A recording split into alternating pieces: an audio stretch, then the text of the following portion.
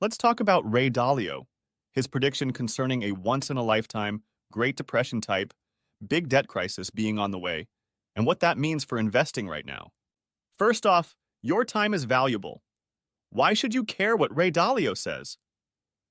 It might help if I told you why I spent a week reading Ray Dalio's book. I did it because I felt a duty to protect my mother. My mother's savings need to last several more decades, and I felt it was my duty as her son to read Dalio's book because, number one, he makes some very scary predictions, and number two, what he says seems to ring potentially true to me based on my understanding of economics and finance. But let's get into specifics. Point number one, how scary are his predictions? So scary, in fact, that even if there is a 1% chance he is correct, it bears investigation. It's not the odds, it's the stakes. Ray Dalio predicts that a once-in-a-lifetime financial disaster is probable and possible soon, and it will be caused by, as he calls it, a big debt crisis. A crisis caused by too much debt. When you were in high school, do you remember being taught about the Great Depression? Do you remember seeing black and white photos of people who, before the Depression, were rich, and after the Depression hit, were incredibly poor wandering the West living in their car? Do you remember seeing panicked stockbrokers huddled on the streets of downtown New York? Do you want to avoid this happening to you? The size of this predicted disaster is huge, akin to crises, which in the past caused the Great Depression, the hyperinflation of the Weimar Republic in Germany post-World War I, and the French Revolution. Often, debt crises of this size are followed by large-scale wars and revolutions. Ask yourself, it's 1928, a year before the Great Depression. Where would you put your savings to protect your family during the upcoming crisis? Point number two. So the prediction is scary. But who is Ray Dalio? Ray Dalio used to run the largest hedge fund in the world. Theoretically, he knows what he is talking about. This argument holds less water for me. As Warren Buffett used to say, if you put 1 million people in a room flipping quarters, one of them is going to flip heads 100 times in a row. That does not make them highly skilled at flipping quarters to land on heads. The critical point for me, though, is this. Ray Dalio's analysis is very logical and rests on one scary argument. Going back to Roman times, historically big debt crises tend to occur when two things happen simultaneously. First, a nation's debt to GDP rises above 250%. And second, a nation's political system is deadlocked or not acting super rationally. Guess what the debt to GDP ratio is for the US right now? It's above 250%. How would you characterize the political climate in the US right now? Is it getting better? So my proposition to you is this. Ray Dalio is a relatively credible person.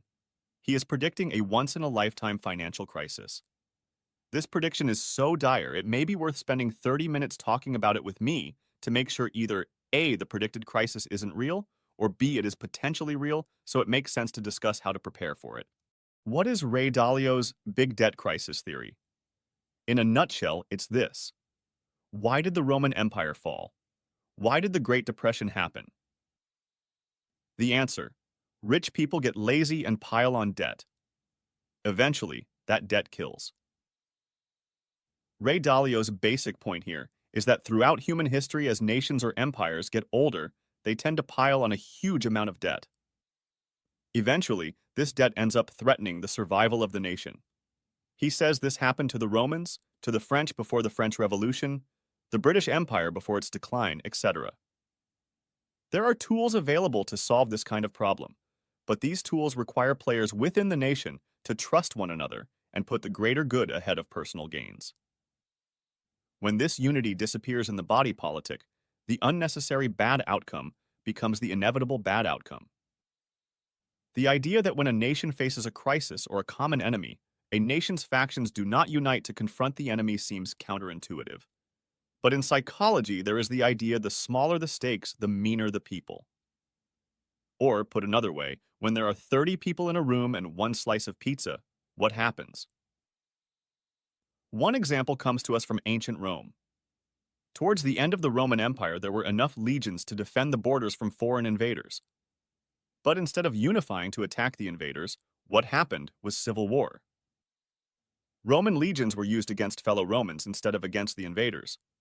As I said, this may sound illogical, but it is a very human trait. When things get scary, sometimes people get selfish. So let's review Ray Dalio's overall theory and see if it holds water. I encourage anyone that holds bonds or real estate to read his book Principles for Navigating Big Debt Crises. Ray Dalio analyzed over 2,000 years of financial history. He then took an in-depth look at over 300 financial crises. He took all this data and looked for common patterns. He found a common pattern and he called it his theory of big debt crises. In a nutshell, he found that on average every 50 years or so, there is a big debt crisis.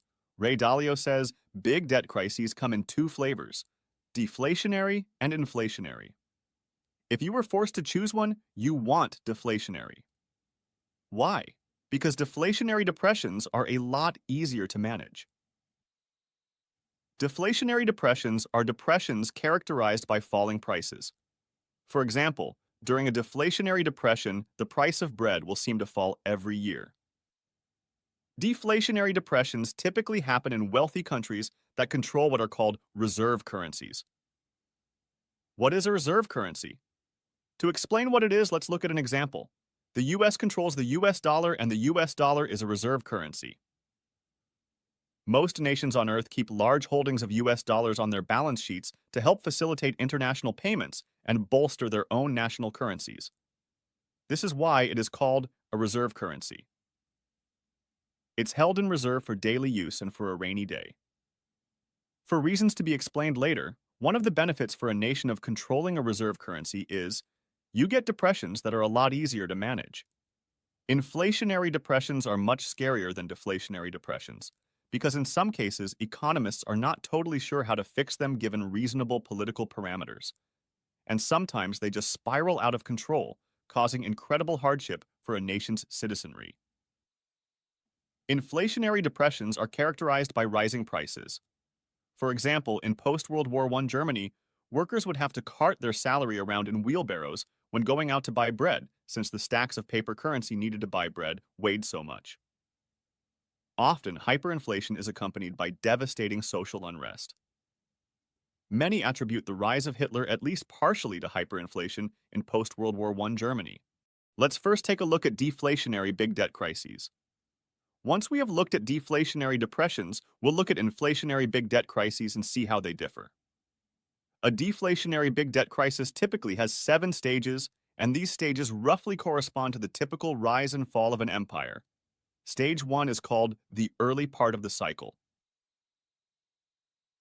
At this stage, a nation is on the rise. It is young and vibrant. Most importantly, it has very little debt, and the debt it does take on is used for productive purposes.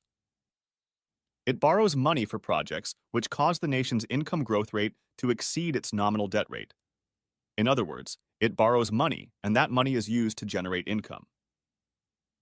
At this stage, its income is growing faster than its debt, so it's piling on the cash. And through the wonders of compound annual growth, its income growth rate exceeds the rate it pays on debt. Its cash is just growing exponentially. Life is good. Stage 2 is called the bubble. At this point, people start to get greedy. They push it.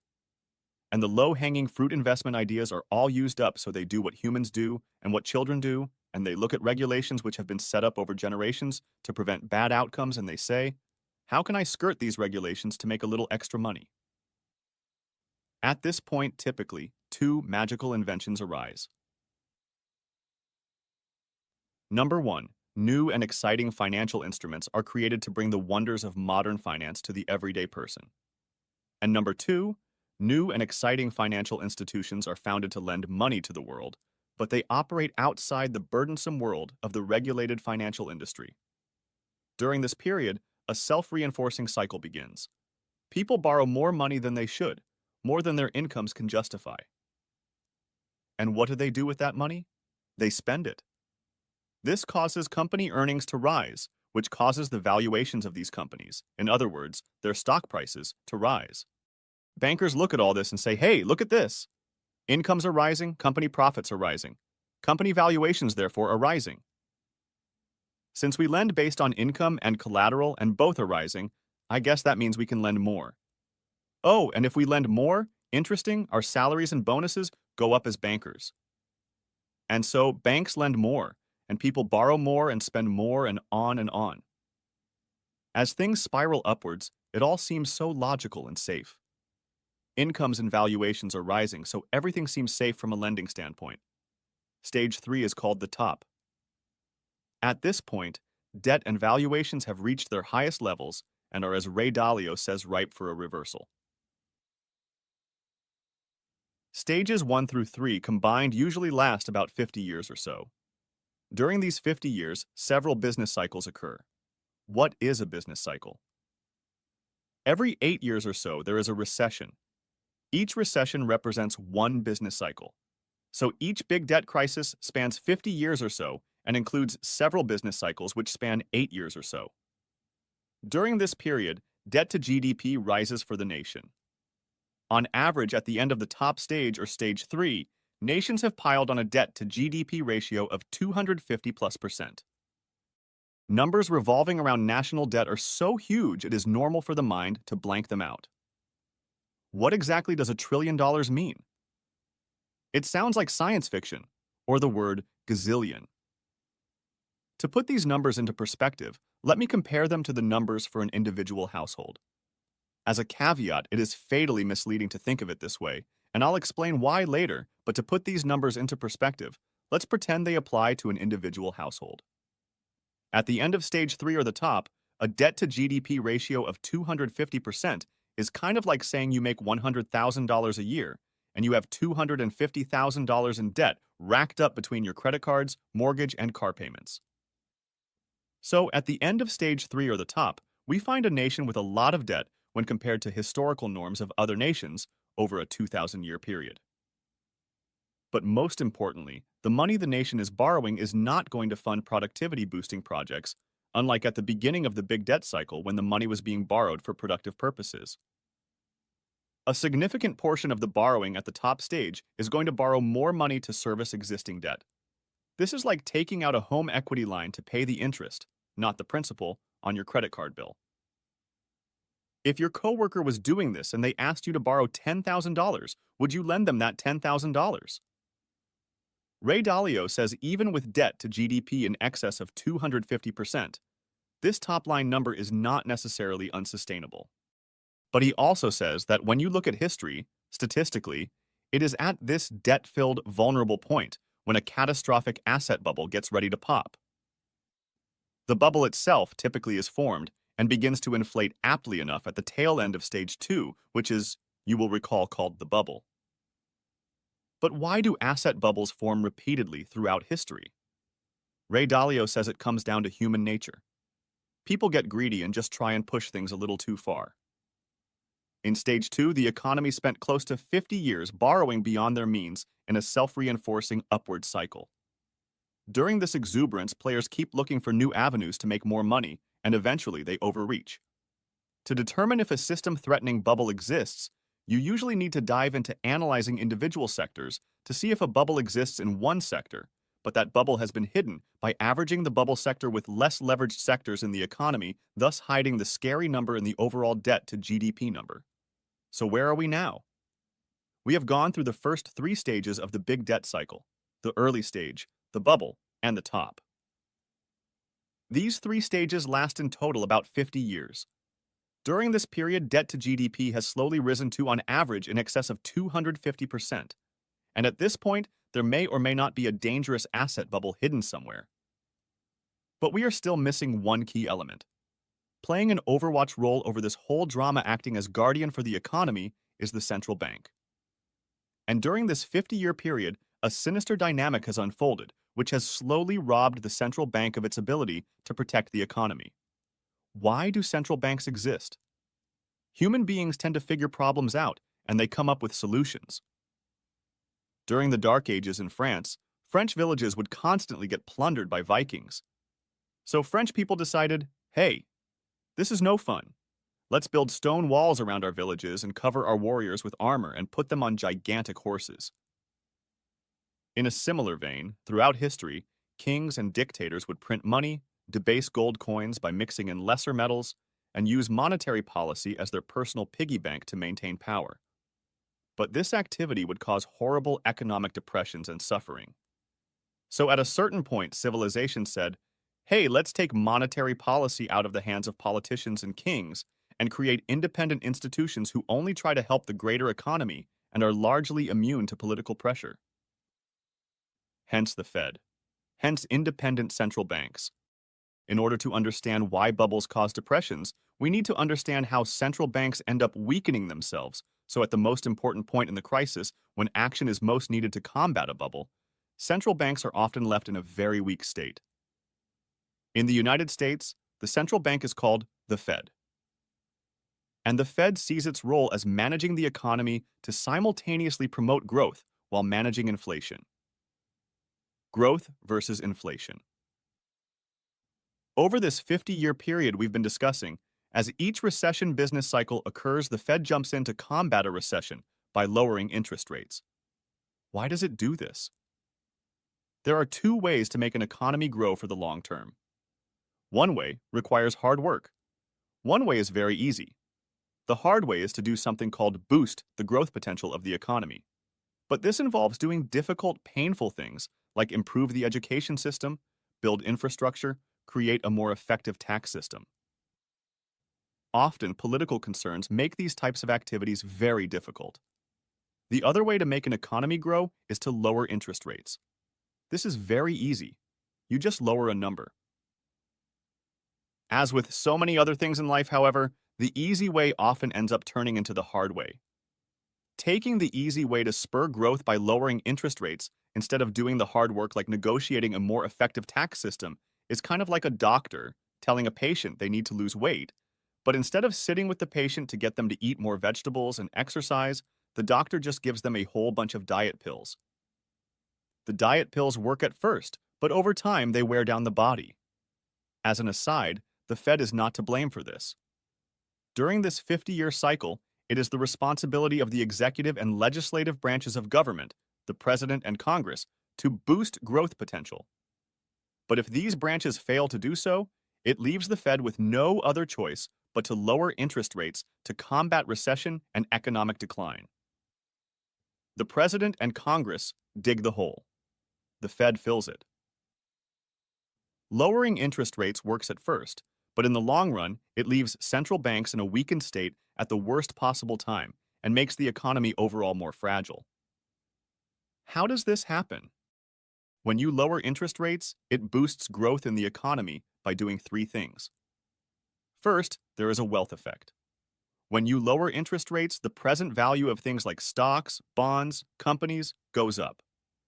The mechanism behind this is beyond the scope of today's talk, but it relates to something called net present value and discounted cash flow valuation. Second, there is an income growth effect. Lower interest rates makes it cheaper to buy things like washing machines on credit. When things are cheaper, people buy more. Third, there is a debt service effect.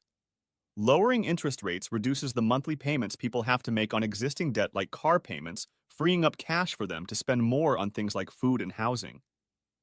All this sounds great. But think about what is going on here.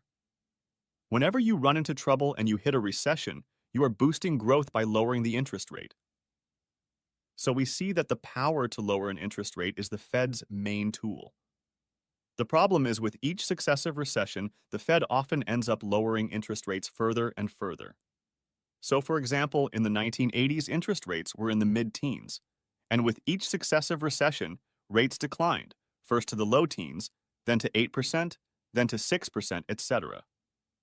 What happens, though, when interest rates hit 0%? Practically speaking, the Fed can't reduce rates below zero. At this point, the Fed's main weapon, their most proven tool to combat recession, is no longer available. So let's recap now with this new information. At the start of the big debt cycle, there is little debt, and governments are doing the hard work to boost an economy's growth potential by doing things like investing in the education system and investing in hard science. Then governments stop boosting growth potential, so the economy stops growing as rapidly. But the political system still demands growth, so when cyclical recessions hit, the central bank lowers interest rates to spur growth. But over several business cycles, this causes cumulative debt to rise at the same time as a central bank's main weapon to fight depressions loses its power, because rates often end up declining close to 0%. Debt rises while the main weapon available to fight the dangers of debt fades. With each successive reduction in interest rates, the central bank's main weapon becomes weaker and weaker. At the end of this 50-year big debt cycle, we are left with an economy saddled with debt and a central bank that does not have a lot of gas left in the tank. This leaves an economy in a vulnerable position, ill-equipped to dealing with a dangerous asset bubble. Unfortunately, as we discussed, the problem is, historically, it is at this stage in the cycle when debt levels are high and central banks are weak that asset bubbles are often ready to pop. Often, these bubbles are related to new types of financial instruments and/or new financial institutions which fall outside traditional regulatory oversight because they are new. As Ray Dalio says historically, the greatest depressions occur when bubbles burst. So if there is a bubble, what finally causes a bubble to burst? Typically, what causes a dangerous bubble to burst is during the final business cycle in this 50-year big debt cycle. Central banks notice frothy growth and inflation, and they do what they usually do, and they raise interest rates to tamp down growth before inflation gets out of hand. To reiterate, during a 50-year period, there are typically several business cycles. And to recap, a business cycle is usually defined by a recession. But in this last cycle, when the Fed raises interest rates, borrowers in a sector of the economy that is in full bubble mode can't take that last increase in interest rates. This last interest rate increase is the straw that breaks the camel's back. A few borrowers can't pay a higher interest rate on the money they used to borrow in order to buy a bubble asset, and they default. Then banks start to get worried other borrowers in that bubble sector will also default, so they stop turning over loans and they start raising interest rates on loans they leave out there, which causes more borrowers to default, which reduces spending because bankrupt people can't buy bread. And so the self-reinforcing cycle that powered the economy up during the bubble phase starts to reverse and becomes a self-reinforcing cycle downwards. The danger arises if it turns out the bubble asset was so huge or held by so many people that a collapse in the bubble asset ripples through the economy, and this contagion spreads to what are called systematically critical financial institutions, like Goldman Sachs or Bank of America. These so-called critical institutions do most of the lending which the general economy relies upon for daily existence. They are the ones that make sure there is money in the bank, so bakers can buy wheat to make bread on Monday, and Ford can buy steel to make cars on Tuesday. If critical financial institutions collapse, then the general economy as a whole risks a truly catastrophic, in the literal sense of the word, and immediate disaster. Once again, let's take a step back. We are now in the middle of stage 3, in other words, the top. The situation is, number 1. The economy has taken on a whole bunch of debt. Number 2. The central bank's main weapon to fight financial crises has been taken away because interest rates are hovering near zero.